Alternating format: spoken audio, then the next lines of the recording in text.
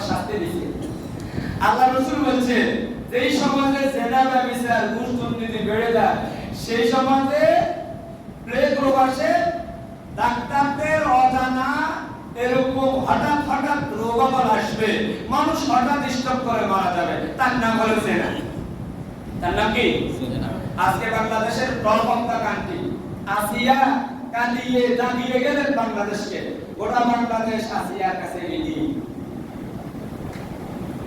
৬-৭ বছরের আসিয়া, ৩ বোনের ভিতরে এক বোন আসিয়া, কি নরপশু। আমরা যখন বিবাহের ৩২-এ হাত ধোয়াইতে নিষেধ করি তখন সমাজের কিছু কুচক্রী মুরব্বীরা বলেন যে হুজুর বলাইন বয়স একটু করবেই, তার খেসারত আসিয়াকে দিতে হয়েছে, ঠিক কি না? আমাদের সমাজে দুলাভাইকে হাত ধোয়াতে গিয়ে শালিকারা তার খেসারত আশেপাশের গ্রামে আছে কিনা? বিবাহ হয়েছে, বিবাহিত মেয়েকে উঠে নিয়ে গেছে, হয়েছে কিনা?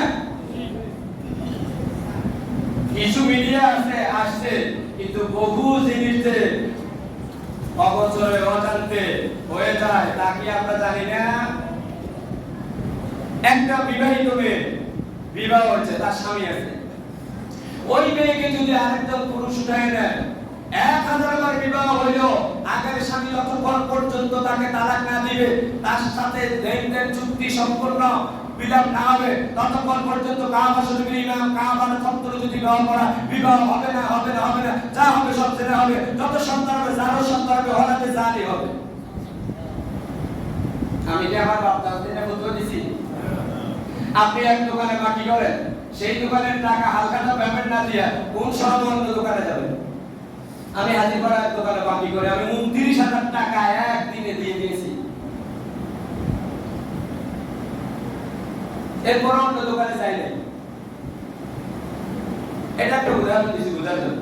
আপনি যে স্বামীর সাথে বিবাহ হয়েছে, সে আপনার গয়না কাটে দিয়েছে, আপনাকে অলংকার দিয়েছে, আপনার বিবাহের গহনা দিয়েছে, তার বাঁধনে আপনি আটকে আছেন, যতক্ষণ পর্যন্ত আপনি ওই স্বামীর সাথে গলা তালাক দিবেন অথবা স্বামী যদি তালাক দেয়, এই প্রক্রিয়ার মাধ্যমে যতক্ষণ পর্যন্ত আপনি ৩ মাস ইদ্দত পালন না করে হালাল না হবে, ততক্ষণ পর্যন্ত আপনি অন্য কোন স্বামীর কাছে গিয়ে কোর্ট ম্যারেজ করেন, কাবা ঘরে বিবাহ পড়ান, মসজিদে নববীতে হুজুরের রওজার সামনে বিবাহ পড়ান, বিবাহ হবে না।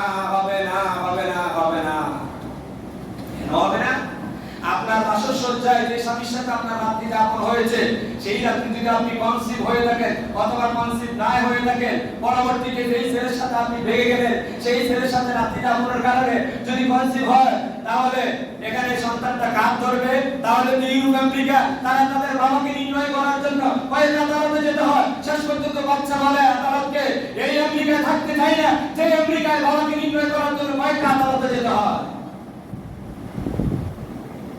মুসলমান বাংলাদেশকে কি ফ্রি সেক্সুয়াল কান্ট্রি বানাতে চাও? আল্লাহর গজব আসবে এই দেশে যদি এগুলো রোধ না করেন। প্রত্যেকটি গ্রামে, প্রত্যেকটি সমাজে তাহলে ক্লিয়ার হয়ে গেল তালিবানের মতো সেই তালিয়ে তো আসিয়াকে খুন করলো, দুলাভাই ভাইয়ের মতো সেই দুলাভাই তো আসিয়াকে খুন করলো। তাহলে বোঝা গেল তালি কি নয়, বাপের মতো নয়। আপন শ্বশুরকেও পা ছুঁয়ে সালাম দিতে নিষেধ করেছে, আসসালামু আলাইকুম বলতে। আমাদের সমাজে ভুল ধরে কি ব্যর্থব্য, আরে পা ছুঁয়ে সালাম করেন, আর আমাদের জোয়ান হোক ওর হাতে যে মেহেদির রং আছে, আপনার তো এই শ্বশুরের মতো। মূল ইতিহাস তো আপনারা জেনেছেন, ফেসবুক ইউটিউব ঘাটাঘাটি করে। এই আসিয়ার বোন 14 বছর বয়সে বিয়ে হয়েছে, এই বোনকে নিষ্কাম দেয় আসিয়ার শ্বশুরে, আসিয়ার তালিয়ে। যখন এই 14 বছরের মেয়েটা তার মাকে বলল, মা আমার শ্বশুর বাড়িতে আমাকে থাকতে ভয় লাগে, আপনার জামাই তো থাকে না মাকে না থাকলে কে যেন আমার গায়ে হাত দেয়। এই মেয়ের সেফটির জন্য 8 বছরের আসিয়াকে দিল। এই আসিয়ার কারণে শ্বশুর এবং তার তো ভাই ওই 14 বছরের তাদের যে পুত্রবধূ তাদের সাথে মিসইউজ করতে পারে না বিধায় আসিয়াকে খুন করার পায়তারা তারা করেছে। তাহলে বোঝা গেল পুত্রবধূ ও শ্বশুরের কাছে নিরাপদ নয় যদি তাকওয়া না থাকে। আল্লাহ পাক রমজান মাসে রোজা দিয়েছেন তাকওয়াবান হওয়ার জন্য। ইউসুফ আলাইহিস সালামের মতো তাকওয়াবান আমাদেরকে হতে হবে, তাই তো নাই? তাহলে এই আসিয়া আজকে গোটা বাংলাদেশকে জাগিয়ে তুলে গেছে। মুহাম্মদ সাল্লাল্লাহু আলাইহি ওয়াসাল্লাম 1400 বছর আগে বলেছে জিনার শাস্তি হলো প্রকাশ্যে প্রাণদণ্ড। জিনার শাস্তি কি? প্রকাশ্যে প্রাণদণ্ড। বলেন জিনার শাস্তি কি? প্রকাশ্যে প্রাণদণ্ড। বিবাহিত হলে কোমর পর্যন্ত গর্ত করে পাথর মেরে কি করবে? তাকে প্রাণদণ্ড দিবে। আর যদি ছেলেও অবিবাহিত মেয়েও অবিবাহিত তাহলে 70টা কি দিবে? 100টা বেত্রাঘাত করবে। আমাদের এই সমাজে বহু ছেলের বউ ছেলে বিদেশে থাকে, বউরা লক্ষ্মীপুর শহরের স্বর্ণত বাজারে বাসা নিয়ে পরক্রিয়া করে, আছে না নাই? এটারা এগুলা নিয়ে দেখার পরেও আপনি প্রতিবাদ করবেন না, কাল কিয়ামতের দিন আপনি জানাকারদের সারিতে আপনাকে দাঁড়াতে হবে। তাহলে বোঝা গেল কি তালতো ভাই দাদি এদেরকে দেখা দেওয়া যাবে? শরীয়তে যে 14 জন, এই 14 জন ছাড়া বাকি কাউকে কি দেখা দেওয়া যাবে? তাহলে আসিয়ার মতো যদি এক আসিয়ায় উদাহরণ সৃষ্টি করে গেছে আমাদের সমাজে, তাহলে বিবাহ থেকে হাত ধোয়ানো যাবে? আপনারা আপনাদের বাচ্চাকে হাত ধোয়াইতে দিয়ে কি এইভাবে গরম পাতে বানাইয়া দিবেন? একটি 5 মিনিট বেশি নেই, যেহেতু খাবারের কোনো অপশন নাই। চাঁদপুরের এক ঘটনা আমার এক ক্লাসমেট থেকে শুনেছি। বিবাহের মধ্যে ছোট বোন হাত ধোয়াতে আসলো, বড় বোন একটু শ্যাম বর্ণের। আপনারা সবাই বিবাহিত, আপনারা বুঝেন মানুষের চোখ, আমি আর বিশ্লেষণ দিলাম না। বিদেশে এলো, বউয়ের সাথে যোগাযোগ নাই, সব যোগাযোগ স্বামীর সাথে। শেষ পর্যন্ত বড় বোন মৃত্যুর পথে চলে গেল। বড় বোনকে ছোট বোন আর অগ্নিপতি হঠাৎ করে একদিন না জানিয়ে বিদেশ থেকে চলে আসলো, বালিশ তাবা দিয়ে বড় বোনকে মেরে ফেললো আর ছোট বোনকে আপনাকে নিয়ে ভাগলো। তাহলে এইটার কারিগর বাবা মা নয়? এই বাবা মা কেন দুলাভাইয়ের সাথে কথা বলতে দিল? এই বাবা মা কেন ওই বিবাহিত দিন দুলাভাইকে হাত করতে দিল? আমরা রাতে ঢোল বাজাইতে নিষেধ করি, কিছু মানুষ আমাদের বিরুদ্ধে কথা বলে, বলেন কোনো অসুবিধা নেই। আমরা যে কথাগুলো বলি কোরআন হাদিসের ব্যাপারে যে বলি, আমাদের কথাগুলো শেষ পর্যন্ত বাস্তবায়িত হয়। আপনাদের গ্রামে, অন্যান্য বিভিন্ন গ্রামে যেই বিবাহে রাত্রে কোনো ঢোল বাদ্য বাজে, আল্লাহ রাসূল বলেছে ওই বিবাহে আল্লাহ লানত বর্ষিত হয়, তার উদাহরণ বলে গেছে, ঠিক কি না?